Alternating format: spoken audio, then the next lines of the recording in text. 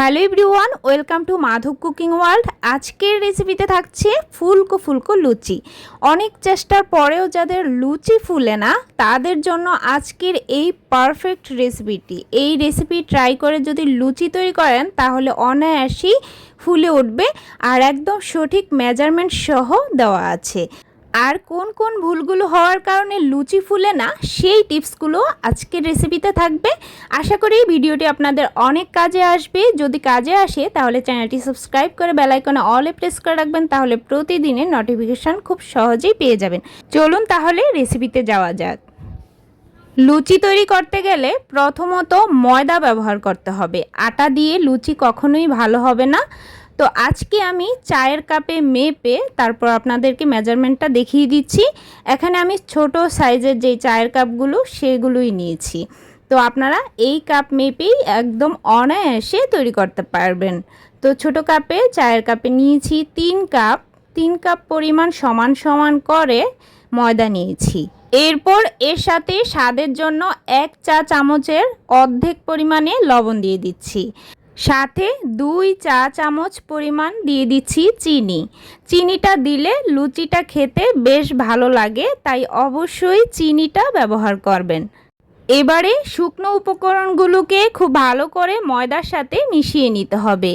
একটু সময় নিয়ে খুব ভালো করে মিশানো হয়ে গেলে এর মধ্যে আমি অ্যাড করে দিচ্ছি 3 চা চামচ রান্নার রেগুলার তেল, মানে সয়াবিন তেলটাই এখানে ব্যবহার করেছি। এবার তেলের পরিমাণটা কিন্তু এখানে খুব বেশি পরিমাণে দেওয়া যাবে না, তাহলে কিন্তু লুচিগুলো শক্ত টাইপের হয়ে যাবে, মানে পুরি যেরকম হয় ওই রকম হয়ে যাবে, খাস্তা টাইপের। তাই তেলের পরিমাণ এখানে এর থেকে বেশি দেওয়া যাবে না। আর এর সাথে আমি হালকা গরম জল দিয়ে দিচ্ছি, মানে জলটা একটু ধোয়া উঠছে এরকম গরম জল দিতে হবে। খুব বেশি গরম যাতে না হয়, আবার একবারে ঠান্ডাও যাতে না হয়ে যায়।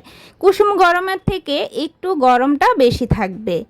তো এবার আমি এখানে চায়ের কাপে, যেই চায়ের কাপে মেপে 3 কাপ পরিমাণে ময়দা ব্যবহার করেছি, সেই চায়ের কাপে মেপে 1 কাপ পরিমাণে প্রথমে এই গরম জলটা নিয়েছি।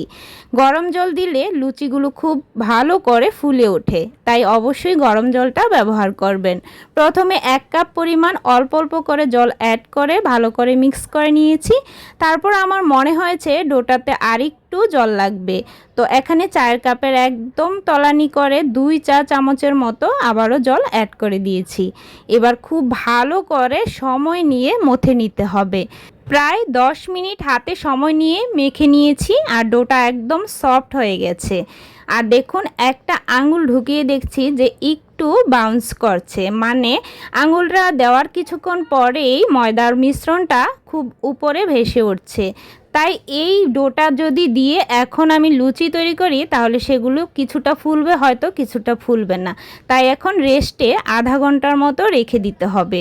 আর একটা সুতির কাপড় ভিজিয়ে ভালো করে জলটা চিপে নিয়ে তারপর কিন্তু এই সুতির কাপড়টা উপরে ঢাকা দিয়ে দিচ্ছি, যাতে ডোটা আর শক্ত না হয়ে যায়। তো এভাবেই আধা ঘন্টার মতো রেস্টে রেখে দেওয়ার পর এবার তুলে নিচ্ছি। আর এবার একটা আঙুল ঢুকিয়ে দেখুন যে কি সুন্দরভাবে নিচে বসেই আছে, মানে উপরে আঙুলের দাগটা ভেসে যাচ্ছে না। এতে করে বোঝা যাচ্ছে একদম সফট হয়ে গেছে ডোটা। এবার আমি আবারও একটু মেখে নিচ্ছি। মেখে নেওয়া হয়ে গেলে এবার এখান থেকে আমি ছোট ছোট আকারে লেচিগুলো কেটে নিব। আর লেচিগুলো কিন্তু ওইভাবে কাটা যাবে না, আমি ঠিক যেভাবে দেখাচ্ছি ঠিক ওইভাবেই কেটে নিতে হবে। আর এভাবে একটু রাউন্ড শেপ করে সবগুলোকে আমি এক জায়গায় করে নিচ্ছি। আর একে একে সবগুলো সাজিয়ে নেওয়ার পর সেই নিংড়ানো ভিজা সুতির কাপড়টা দিয়ে আবারও ঢেকে রাখছি, যাতে এগুলো উপরটা ড্রাই না হয়ে যায়। ড্রাই হয়ে গেলে কিন্তু এগুলো ফুলবে না। এবার এভাবে ঢেকে রাখবার একে একে সবগুলো বেলে নিব। এইদিকে লুচিগুলো বেলার সাথে সাথেই আমি চুলায় কিন্তু আগে থেকেই যে তেলে ভাজবো সেই তেলটা গরম বসিয়ে দিয়েছি। এবার এখানে ডোয়ের উপরিভাগে সামান্য একটু হাতে তেল নিয়ে উপরটাতে মেখে নিয়েছি, মানে দুটো সাইডেই মেখে নিয়েছি। বেলার সময় কিন্তু খুব বেশি তেল ব্যবহার করা যাবে না, জাস্ট হালকা একটু তেল দুটো সাইডে মেখে উপর থেকে আলতো করে এভাবে বেলে নিচ্ছি। সবগুলো সাইডে যাতে সমানভাবে চাপ পড়ে এভাবেই কিন্তু ধীরে ধীরে বেলতে হবে।